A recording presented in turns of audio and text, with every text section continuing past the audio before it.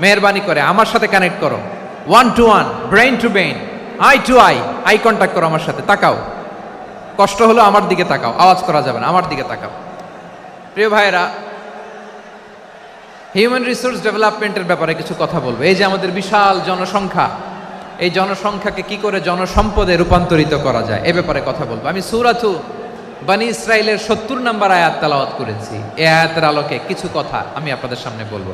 আল্লাহ তাআলা ইরশাদ করছেন, ওয়ালাকাদ কাররামনা বনী আদম ওয়া হামালনাহুম ফিল বাররি ওয়াল বাহরি ওয়া রাযাকনাহুম মিনাত তাইয়্যিবাত ওয়া ফাদ্দালনাহুম আলা কাসীরিম মিম্মান খালাকনা তাফদীলা।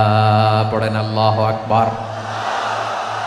রব্বুল আলামিন বলেন, ওয়ালাকাদ কাররামনা বনী আদম, আমি বনী আদমকে সম্মানিত করেছি, বনী আদমকে মর্যাদা দিয়েছি। ওয়া হামালনাহুম ফিল বাররি ওয়াল বাহর, বনী আদমকে জলে স্থলে এবং সমুদ্রে চলাচলের বাহন দিয়েছি।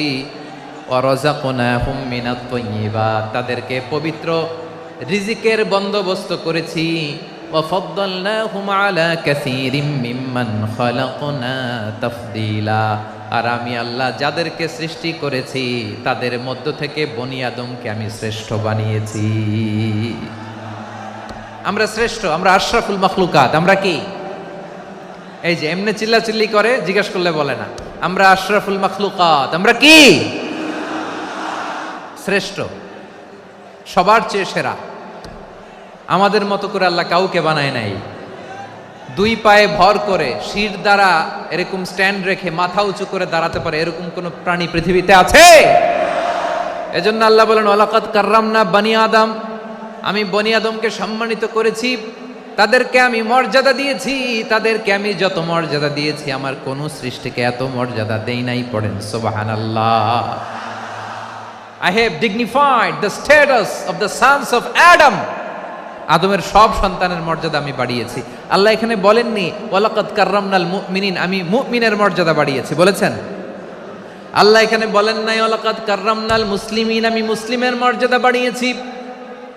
আল্লাহ বলেছেন ওয়ালাকাদ কাররামনা বনী আদম, আমি বনী আদমের সম্মান বাড়িয়েছি। হোক সে মুমিন কিংবা কাফের, মুসলিম কিংবা মুশরিক, আস্তিক কিংবা নাস্তিক, আরব কিংবা অনারব, যেই হোক না কেন আদম সন্তান সবগুলার মর্যাদা বাড়ায় দিয়েছে কে? সবার মর্যাদা আল্লাহ বাড়িয়েছে। মানুষ হিসেবে মর্যাদা। বিশ্বনবী সাল্লাল্লাহু আলাইহি ওয়াসাল্লাম ইহুদির লাশ দেখে দাঁড়িয়ে গেলেন। কার লাশ? আমার যশোরের ভাইয়েরা আওয়াজ করে বলুন, কার লাশ? ইহুদির লাশ দেখে দাঁড়ায় গেলেন। সাহাবারা বললেন, ইয়া রাসূলুল্লাহ, আপনি দাঁড়ালেন যে, এটা তো ইহুদির লাশ।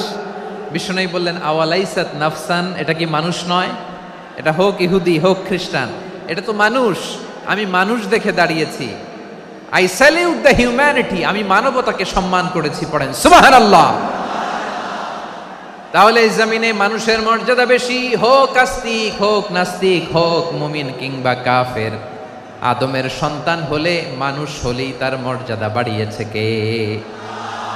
আমার কলিজার টুকরা যশোরের ভাইয়েরা, মানুষের মর্যাদা আল্লাহ এত বাড়িয়েছেন, মানুষ জীবিত থাকলেও যেমনি মর্যাদাবান, মরে গেলেও মর্যাদাবান। সুবহানাল্লাহ পড়েন। মানুষ মরে গেলে এই ডেড বডিটা কি হয়? পচে যায়, গলে যায়, মাটির সাথে মিশে যায়। তাই বলে আপনি ডেড বডির সাথে যাচ্ছে তাই করতে পারবেন না। পারবেন? কেউ যদি অন্যায় করে তাকে যদি আপনি শাস্তির আওতায় আনেন, যা মনে চায় করতে পারবেন না। তারা আগুন দিয়ে পোড়াতে পারবেন না, নাক কাটতে পারবেন না, কান কাটতে পারবেন না, অঙ্গ বিকৃতি করতে পারবেন না।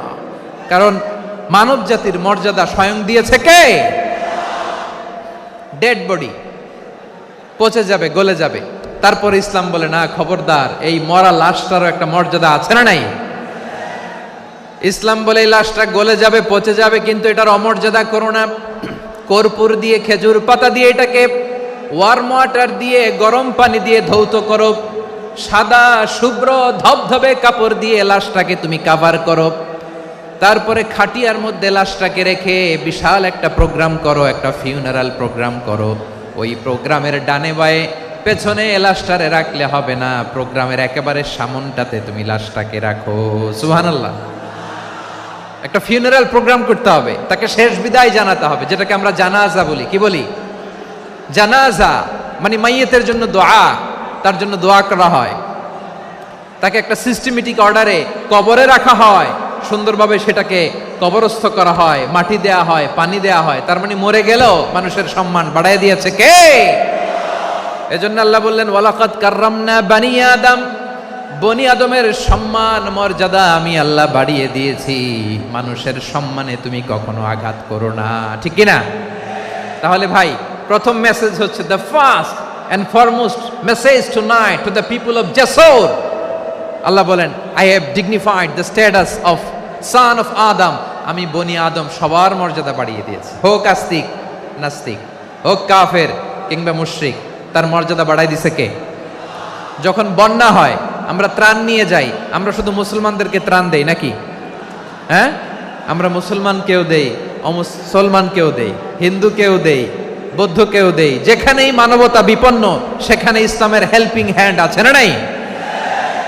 সুবহানাল্লাহ, কি দিন আমরা পেয়েছি, কি বিধান আমরা পেয়েছি। ওয়ালাকাদ কাররামনা বানি আদম, আমি বনি আদমকে সম্মানিত করেছি। এরপর আল্লাহ বললেন ওয়া হামালনাহুম ফিল বাররি ওয়াল বাহর, মানুষকে স্থলে এবং সমুদ্রে চলাচলের বাহন আমি দিয়েছি। স্থলে কিভাবে চলবে, জলে কিভাবে চলবে, এই বাহনের ব্যবস্থা করেছে কে? এই জেনজি, এই সামড়া, ইরাম করতেছো কিসের জন্য? হ্যাঁ, ইরাম করলে চলবি? হ্যাঁ, বস বস বস বস, আওয়াজ করতেছো কেন? দিবানা, কথা বলতে দিবানা আমাকে? তো এইটা বুঝি তোমাদের ভালোবাসার নমুনা? তোমাদের ভালোবাসার কারণে যদি আমি কোথাও দাঁড়াতেই না পারি, কোথাও বসতে না পারি, কোথাও দুটা কথা বলতে না পারি, এই ভালোবাসা দিয়ে কি হবে আমার? বরং ঘামতে ঘামতে ঘর্মাক্ত হব, রক্তাক্ত হব। কিন্তু সেন্ট্রাল থেকে, সেন্ট্রালি যে ইনস্ট্রাকশন আসবে, সেই ইনস্ট্রাকশনের এক চুল আমরা ডানে বায়ে যাব না। এইটা গণজাগরণের জন্য এইটা দরকার, ইসলামী বিপ্লবের জন্য এইটা দরকার। তো আধা ঘন্টা ধরে যদি তোমাদেরকে থামানোই না যায়, এই লস্কর দিয়ে আমি কি করব? আল্লাহর ওয়াস্তে নো নো নো স্লোগান, চুপচাপ একেবারে আমার দিকে তাকাও। আল্লাহ বললেন ওয়া হামালনাহুম ফিল বাররি ওয়াল বাহর, জলে স্থলে আমি চলাচলের যানবাহনের ব্যবস্থা করেছি। আমরা স্থলে ঘোড়ার উপরে চড়ি, উটের উপরে চড়ি, গাড়ির উপরে চড়ি। এই যে গাড়ির ইঞ্জিন বানাইছি আমরা, এটার মেধা দিয়েছে কে? আবার সাগরের মধ্যে আমরা নৌযান, জলযান, বড় বড় জাহাজ দিয়ে এক মহাদেশ থেকে আরেক মহাদেশ যাই, এক দেশ থেকে মালামালগুলো আরেক দেশে পাঠাই। সাগরের ভেতরে নৌকাগুলোরে ধরে রাখলো কে? ওয়াল ফুলকিল্লাতি তাজরি ফিল বাহরি বিমা ইয়ানফাউন নাস, মানুষের উপকার আছে এরকম সরঞ্জামাদি নিয়ে সাগরের উপরে বিশাল বিশাল জলযানগুলো চলে। এগুলো ডুবে যায় না, কাত হয়ে যায় না, পড়ে যায় না। এগুলোকে স্থিতিস্থাপকতাকে ঠিক করে রাখলো কে? আপনারা জাহাজ দেখেছেন? জাহাজ, হ্যাঁ, বাড়ি চট্টগ্রাম হইলে দেখতে পারতেন। দেখছেন? বিশাল বিশাল জাহাজ, বিশাল জাহাজ মালামাল নিয়ে এক মহাদেশ থেকে আরেক মহাদেশে যায়। গত মাসে আমার জাপান সফর ছিল। এই যে বাংলাদেশে যে গাড়িগুলো চালান, বেশিরভাগ গাড়ি আসে কিন্তু জাপান থেকে। হাজার হাজার গাড়ি একটা জাহাজ বহন করতে পারে, হাজার হাজার গাড়ি। এটারে সাগরের মধ্যে ভাসাইলো কে? সবাই বলুন, ভাসালো কে? হাজার হাজার গাড়ি নিয়ে জাপানিজ গাড়িগুলো আমাদের চট্টগ্রামের এয়ারপোর্টের বন্দরে ভিড়ে। যুক্তরাষ্ট্রে আমি দেখেছি বিশাল বিশাল জাহাজ। আপনারা টাইটানিক জাহাজের নাম শুনেছেন? টাইটানিকেরও 8 গুণ 10 গুণ বড়। সুবহানাল্লাহ কইবেন না? টাইটানিক জাহাজের 8 গুণ 10 গুণ বড় একটা জাহাজ আছে, আইকন অফ দ্য সি, আমি দেখে এসেছি। রয়্যাল ক্যারিবিয়ান দেখে এসেছি। সাগরের সামনে জেটিতে যখন দাঁড়ালাম, জাহাজটা যখন যায়, আমার মনে হচ্ছে একটা শহর, গোটা শহর, the entire city is floating on the water. পুরো একটা শহর মনে হয় পানির উপর দিয়ে ভেসে যাচ্ছে। পড়েন সুবহানাল্লাহ। এই যে আইকন অফ দ্য সি, এই ক্রুজ, এই জাহাজটা, এটার ভিতরে স্টেডিয়াম আছে। কিসের ভিতরে স্টেডিয়াম? কথা বুঝে নাই বোধহয়। স্টেডিয়াম কিসের ভিতর? সুইমিং পুল আছে, শপিং মল আছে, রেস্টুরেন্ট আছে, ক্লাব আছে, 3000 4000 রুম বিশিষ্ট, কক্ষ বিশিষ্ট হোটেল আছে।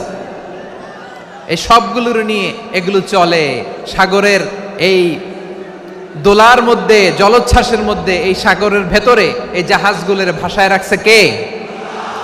সূরাতুর রহমান আল্লাহ তাআলা বললেন, ওয়ালাহুল জাওয়ারিল মুনশাআতু ফিল বাহরি কাল আ'লাম ফাবিআইয়ি আলা, সবাই পড়েন, ফাবিআইয়ি আলাই রাব্বিকুমা তুকাযযিবান।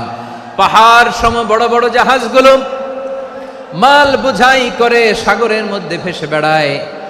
এগুলো দিয়ে মালামাল বহন করা যায়, মানুষরা এক দেশ থেকে আরেক দেশে যায়।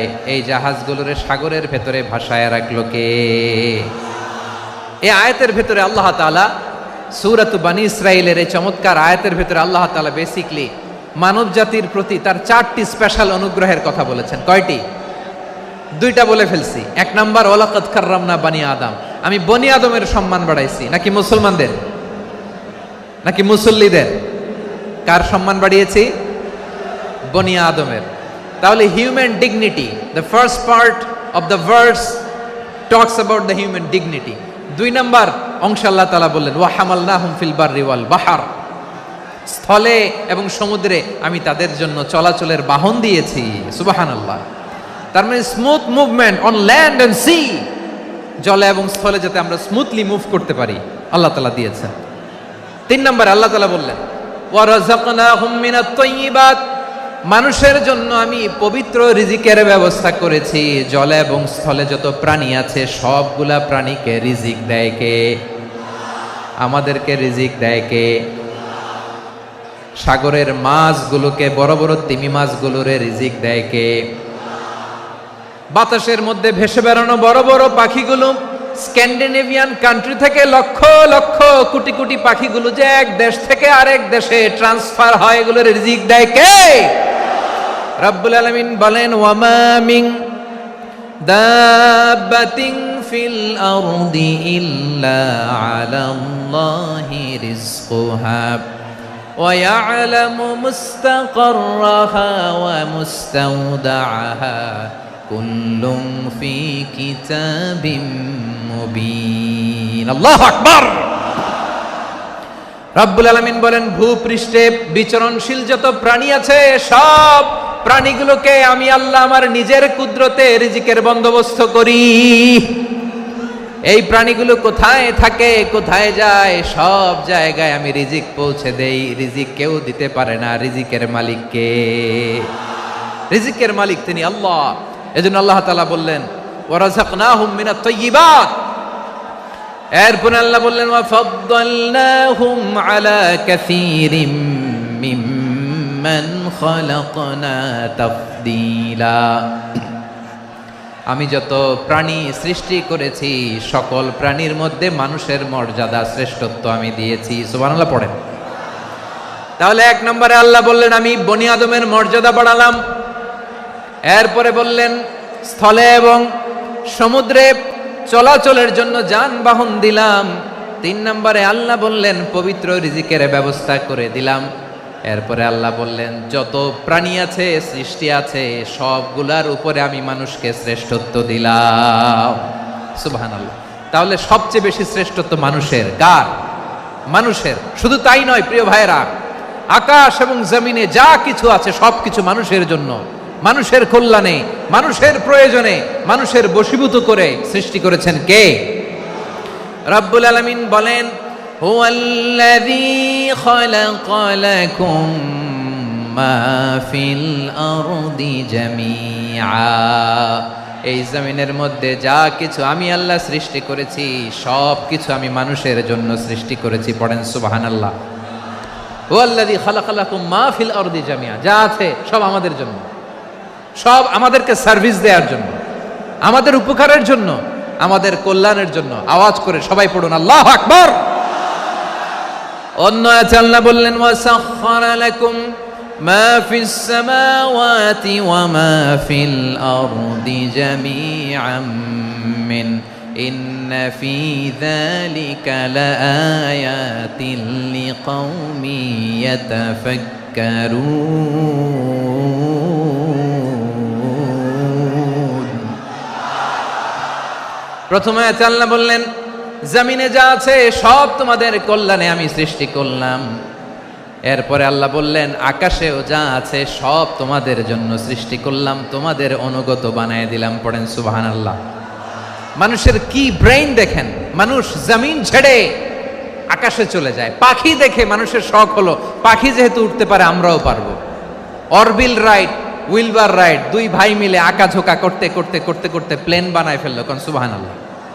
এখন পাখিও ওরে, আমরাও ওরি। এরপরেই মানুষের কৌতূহল থামে না এখানে, মানুষ চলে গিয়েছে চাঁদে। কোথায় গেছে? এখন কিন্তু চাঁদে জমি বিক্রি হয় জানেন। পৃথিবী নিয়ে মারামারি শেষ, রাশিয়া আমেরিকা এখন ধরছে চাঁদ আর মঙ্গল গ্রহ। এখন চাঁদে জমি বিক্রি হয়, মঙ্গলে জমি বিক্রি হয়। এই চাঁদ, মঙ্গল, বৃহস্পতি, শনি সব আল্লাহ তাআলা আমাদের জন্য বানিয়েছেন। সুবহানাল্লাহ পড়েন। মানুষ সাগরের উপরে চড়ে, শূন্যে ভেসে বেড়ায়, পাহাড় কেটে সুড়ঙ্গ বানায়, টানেল বানায়। মানুষ ব্রডব্যান্ডের লাইন নিয়ে যায় সাগরের ভেতর দিয়ে, এক দেশ থেকে আরেক দেশে, এক মহাদেশ থেকে আরেক মহাদেশে। সুবহানাল্লাহ পড়েন। তার মানে গোটা বিশ্বের সব কিছুর উপরে control, superiority over all creatures, সব কিছুর উপর কন্ট্রোল, মনিটরিং, নিয়ন্ত্রণ, এটা প্রতিষ্ঠা করে দিয়েছে কে?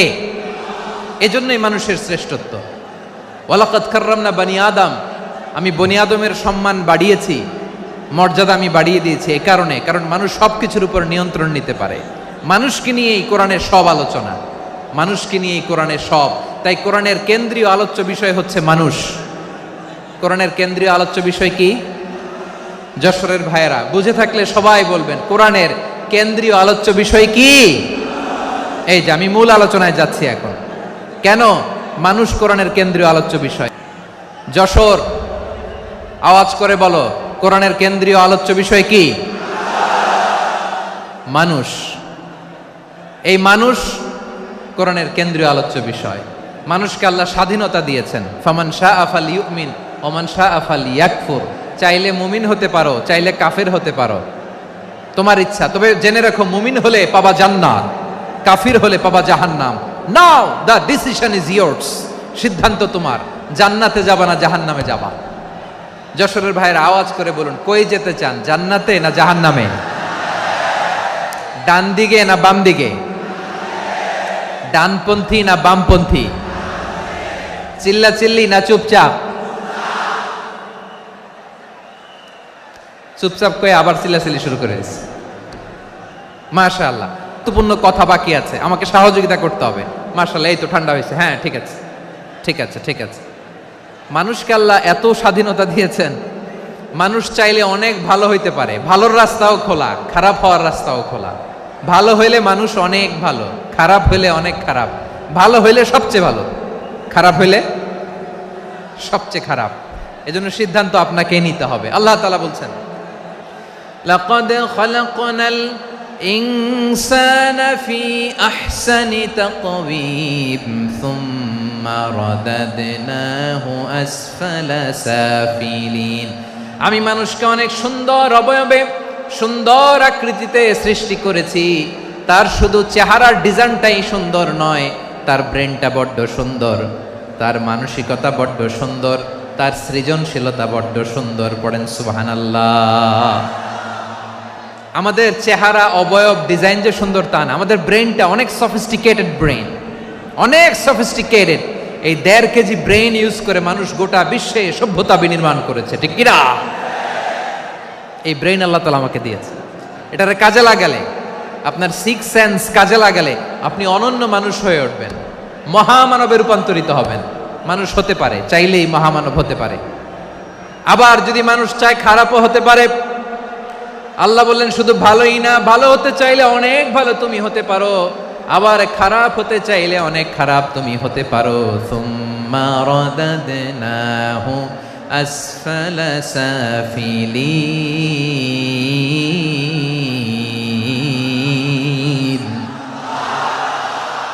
খারাপ হলে একেবারে খারাপ হতে পারো, নিকৃষ্ট হলে একেবারে নিকৃষ্ট হতে পারো, ভালো হলেও ভালো হতে পারো। কোন সুবহানাল্লাহ।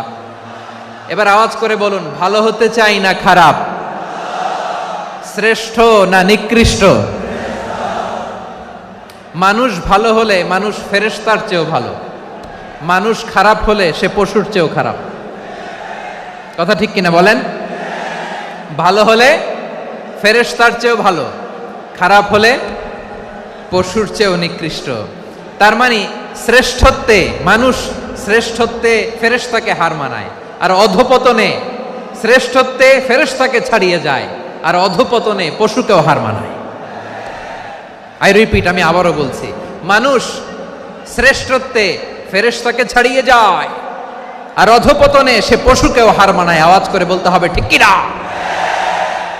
এটার প্রমাণ কি? মানুষ শ্রেষ্ঠ হইলে যে ফেরেশতার চেয়েও সেরা, তার প্রমাণ কি? আল্লাহ তাআলা বলছেন, ওয়া ইয কুলনা লিল মালাইকাতি ইসজুদু লি আদম ফাসাজাদু ইল্লা ইবলিস আবা ওয়াস্তাকবারা ওয়া কানা মিনাল কাফিরিন। আল্লাহ বলেন, স্মরণ করো সে সময়ের কথা যখন আমি ফেরেশতাদেরকে বললাম, ও ফেরেশতারা আদমকে সেজদা দাও। সব ফেরেশতারা সম্মান সূচক সেজদা আদমকে দিল, তারা আদমের জন্য সেজদায় লুটিয়ে পড়লো, একজন ছাড়া, তার নাম ইবলিস। আওয়াজ করে বলেন, তার নাম কি? সে অহংকার প্রদর্শন করলো, সে কাফের হয়ে গেল, বাকি সব ফেরেশতারা সেজদা দিল। সুবহানাল্লাহ। আবার আদম আলাইহিস সালামকে আল্লাহ জিজ্ঞেস করলেন, সব বলে দিল উত্তর, কিন্তু ফেরেশতাদেরকে একই প্রশ্ন জিজ্ঞেস করলেন, তারা উত্তর করতে পারে নাই। তার মানে এর মধ্য দিয়ে প্রমাণিত হয়, মানুষ ভালো হলে ফেরেশতার চেয়েও ভালো, ফেরেশতার চেয়েও মানুষের মর্যাদা বাড়িয়ে দিয়েছে কে? সব নূরের ফেরেশতা যখন মাটির আদমকে সেজদা দেয়, এটা প্রমাণ করে ফেরেশতার চেয়েও মানুষের মর্যাদা বাড়িয়ে দিয়েছে কে?